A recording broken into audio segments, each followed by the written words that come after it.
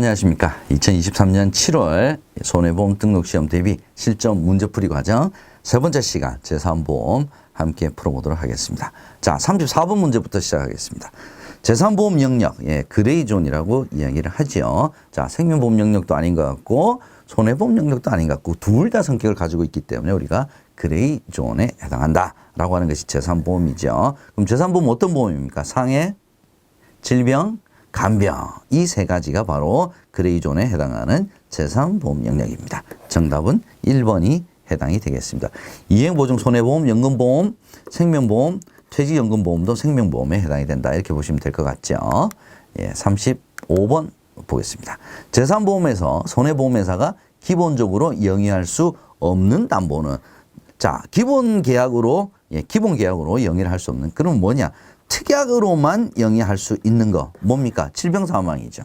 질병사망은 특약으로만 영위를 일단 할 수가 있고요. 여기서도 조건이 있었죠. 만기 80세, 가입금액 2억 원 이렇게 있었습니다. 그래서 일단 주계약, 기본 계약으로는 100세 만기 질병사망은 손해보험회사가 영위할 수가 없는 담보에 해당이 되겠습니다.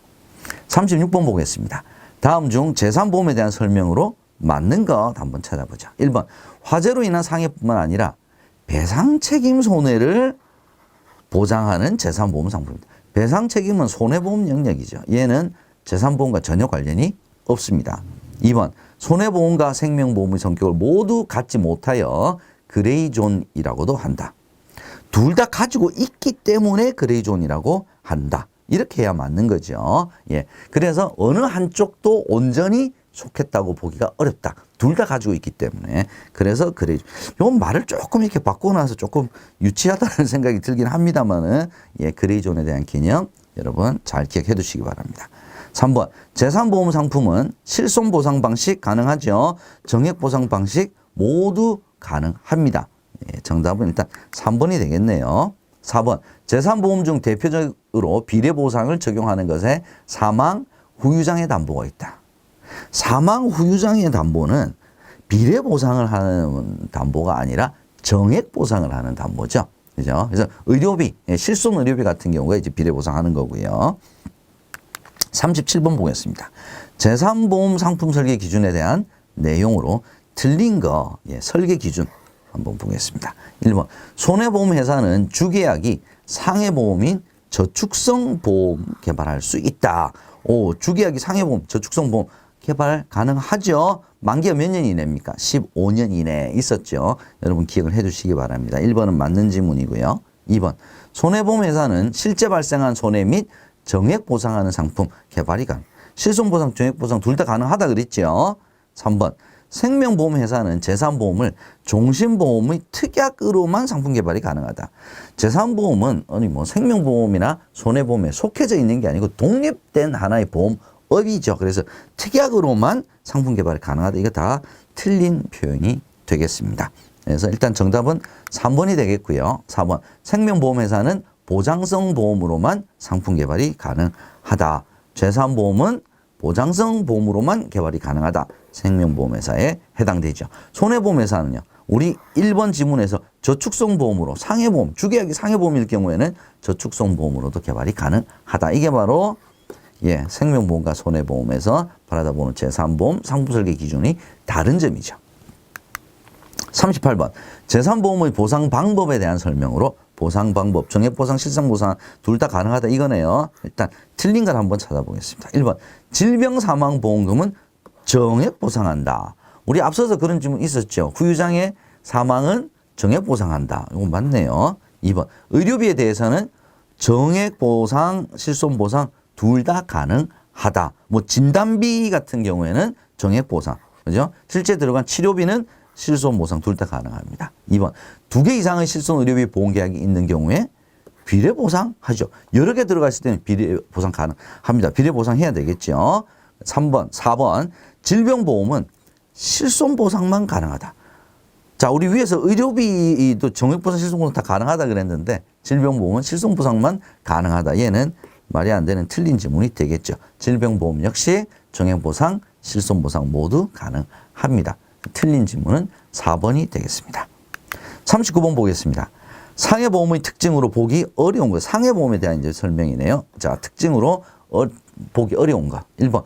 보험 가액은 없으나 보험 가입 금액은 있다. 자, 이게 상해보험의 특징이죠. 2번. 단체보험에서는 타인의 사망보험 계약 시 타인의 동의를 생략할 수 있다. 자, 단체 상해보험인 경우에는 타인의 동의 생략할 수 있죠. 맞는 지문입니다. 4번. 상법에서는 상해보험 계약의 경우 당사자 간 약정이 있을 때 보험자의 대위권을 행사를 인정하고 있습니다.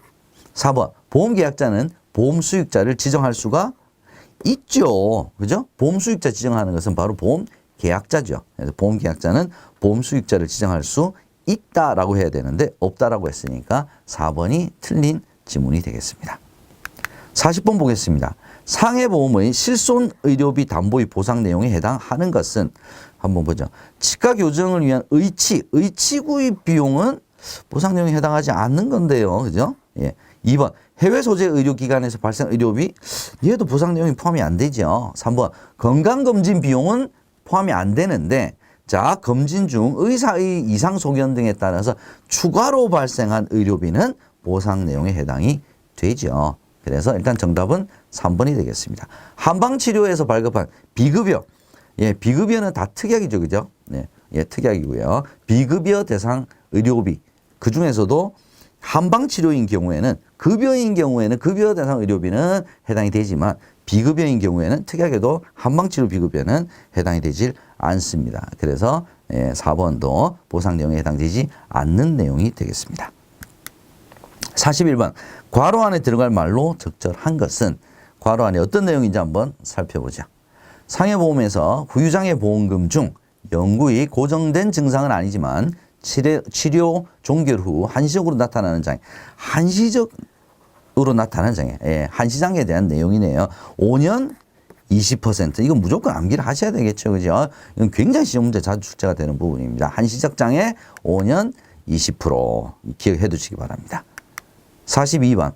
2021년 7월에 출시한 개인 실손의료보험 4세대죠. 기본형 실손의료보험에 대한 설명으로 맞는 것은 기본형, 비급여, 도수, 자기국민영상 진단, 주사료는 모두 특약이죠. 그죠? 그래서 통원의 보상 한도는 회당 최대 20만 원이다. 얘가 3번이 맞는 표현이 되겠습니다. 43번. 2021년 7월에 출시한 개인 실손의료보험 4세대에 대한 설명으로 괄호 안에 들어갈 적절한 것은 자, 피보험자가 입원하여 치료를 받던 중 보험계약이 종료되더라도 그 계속 중인 입원에 대하여는 보험계약 종료일 다음 날부터 며칠까지 보상합니까? 180일. 이거는 뭐 암기를 해 주셔야 될 것 같습니다. 예, 보험계약이 종료되더라도 계속 입원 중인 기간에 대해서는 보장이 만료되는 것이 아니라 보험계약 종료일 다음 날부터 최대 180일까지 보장을 합니다. 44번 보겠습니다. 상해보험에서 보상하는 손해에 해당하는 것은 1번 천재지변으로 인한 사고, 외국의 무력 행사, 전쟁, 피보험자 임신 출산, 보험계약자나 피보험자의 고의, 자, 요거는 다 보상하지 아니하는 손해에 해당이 됩니다. 천재지변으로 인한 사고는 상해보험에서 보상하는 손해에 해당이 되죠.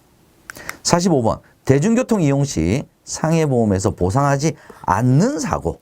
자, 그러면 대중교통이니까 지하철, 고속버스, 마을버스, 렌트카 중에 대중교통이라고 볼 수 없는 거 뭡니까? 렌트카죠. 렌트카는 대중교통 수단이 아닙니다. 그래서 상해보험에서 보상하지 않습니다. 정답은 4번이 되겠습니다. 46번 보겠습니다. 단체 상해보험에 대해 바르게 설명한 것은 1번 단체의 대표자는 보험회사의 승인 없이 피보험자를 교체할 수 있다. 피보험자를 교체를 하는데 보험회사의 승인이 없이 교체할 수는 없죠. 보험회사의 승인을 받고 피보험자를 교체할 수 있습니다.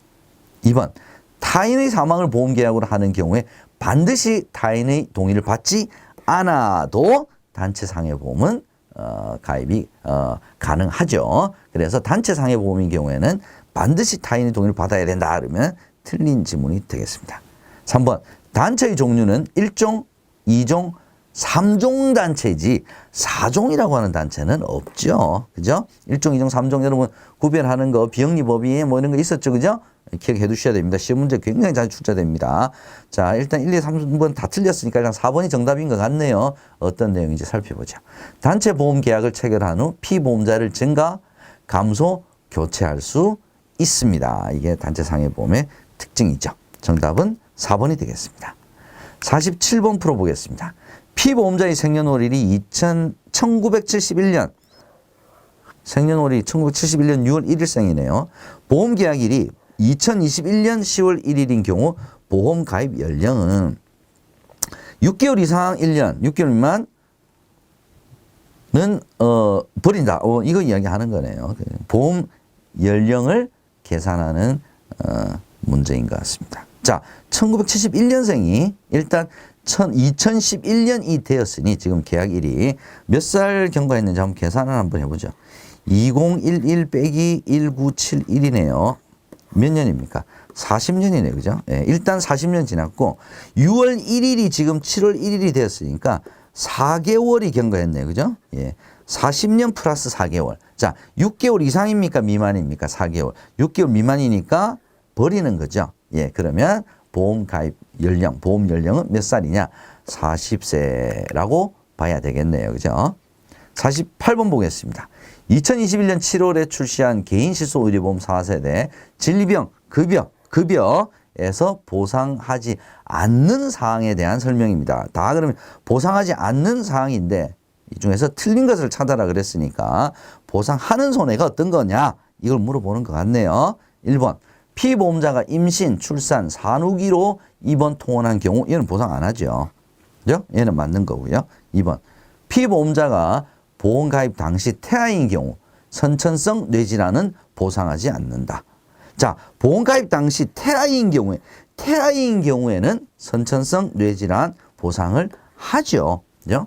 보상하지 않는다 그랬으니까 일단 2번이 틀린 내용인 것 같습니다. 3번. 피보험자가 정당한 이유 없이 통원 기간 중 의사의 지시에 따르지 않아서 발생한 통원 의료비는 보상하지 않죠. 4번. 성장 호르몬제 투여에 소요된 비용으로 부담한 전액 본인 부담금 당연히 보상하지 않습니다. 그래서 2번. 예, 선천성 뇌질환인 경우 태아인 경우에는 보상한다라고 해야 맞는 내용이니까 정답은 2번이 되겠습니다. 49번 보겠습니다. 치아보험. 예, 치아보험에 대한 설명이네요. 틀린 것 찾아보겠습니다. 1번. 치아보험은 충치, 잇몸 질환 등의 질병으로 치아의 보철 치료나 보존 치료 등을 받을 경우 보험금을 지급받을 수 있는 보험 상품입니다. 이거 치아보험에 대한 설명이네요. 맞네요. 2번. 질병으로 인한 치료에 대하여는 면책기간, 감액기간. 예, 치아보험도 면책기간이나 감액기간을 운영하고 있죠. 맞는 내용입니다. 3번. 감액기간은 보험 가입 전에 이미 치아 질환을 보유한 사람이 보험금을 받을 목적으로 보험에 가입하는 것을 방지하기 위한 장치죠. 그죠? 자, 일단 그러면 정답은 4번인 것 같네요. 뭐가 틀렸는지 한번 살펴보죠. 치아보험은 갱신할 때마다 보험료가 조정되는 갱신형이 있는데 이 보험료 갱신은 전체 보험기간 중 3회를 초과할 수 없다. 갱신형을 3회를 초과할 수 없다. 뭐 이런 이야기는 저도 처음 들어보는 것 같습니다. 보통 일반적으로 갱신형 보험은 일단 뭐 횟수에는 그렇게 제한을 따로 특별하게 두고 있는 경우는 흔치 않습니다. 없습니다. 그래서 3회를 초과할 수 없다 그랬으니까 4번이 틀린 지문이 되겠네요. 자, 이번 시간 이제 마지막 문제네요. 50번. 장기간병보험. 장기간병보험에서 보장이 가능한 것은 어떨 때 장기간병보험에서 보장을 받을 수 있는지 보겠습니다. 1번. 계약 전 알릴 의무에 해당하는 과거 진단된 질병을 고지 누락을 했다. 이거는 보장 안 하겠죠. 그죠?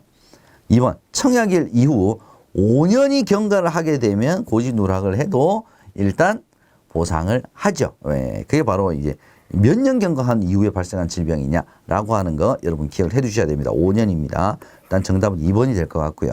알코올 중독으로 인한 장기간병 면책사항이죠.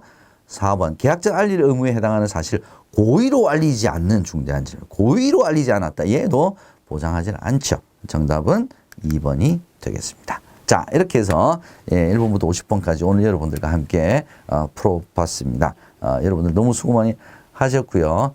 무더운 여름날에 공부하시느라 수고 많으신데 빨리 합격하셔서 좋은 결과 있으시기를 바라면서 오늘 강의 마치도록 하겠습니다. 여러분 수고 많이 하셨습니다.